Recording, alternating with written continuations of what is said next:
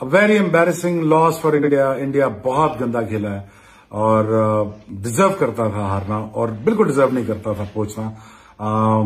बड़ी गंदे तरीके से फेंटा खाया इंडिया ने, बहुत गंदे तरीके से फेंटा खाया। विकेटलेस रहा है और बॉलिंग बड़ी बुरी तरह एक्सपोज हुई है। जहां पे ये सारी इनकी कंडीशन फास्ट बॉलर्स हैं, कंडीशन अच्छी हो तो बॉलिंग करते हैं, कोई इनके पास एक्सप्रेस फास्ट बॉलर नहीं है। चाहल उनका एक प्रॉपर स्पिनर, उनको पता नहीं क्यों नहीं खिलाते। कंफ्यूजिंग सिलेक्शन है इंडिया की, और हम मिलना चाह रहे थे आपसे मेलबर्न में, अब ऐसा मुमकिन नहीं है।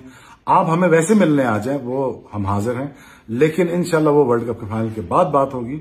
But it's a really really bad day for India, और इंडिया डिड नॉट कैपिटलाइज, अच्छा कैपिटलाइज नहीं किया। अच्छी विकेट थी, और यहां पे टॉस जीता तो फॉरन के मुंह गिर गए थे इंडियंस के। और मुझे लगा कि पहले जब इंग्लैंड बैटिंग करने आया, पहले 5 ओवरों में ये हाथ खड़े कर गए थे।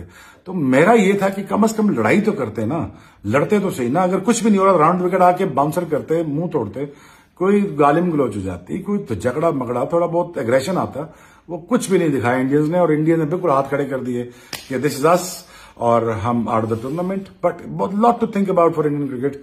और यहाँ पे Hardik Pandya as a captain आ गए, इमर्जिंग कैप्टन आए हैं फॉर न्यूजीलैंड। मुझे लगता है वो परमानेंट ना कहीं हो जाए।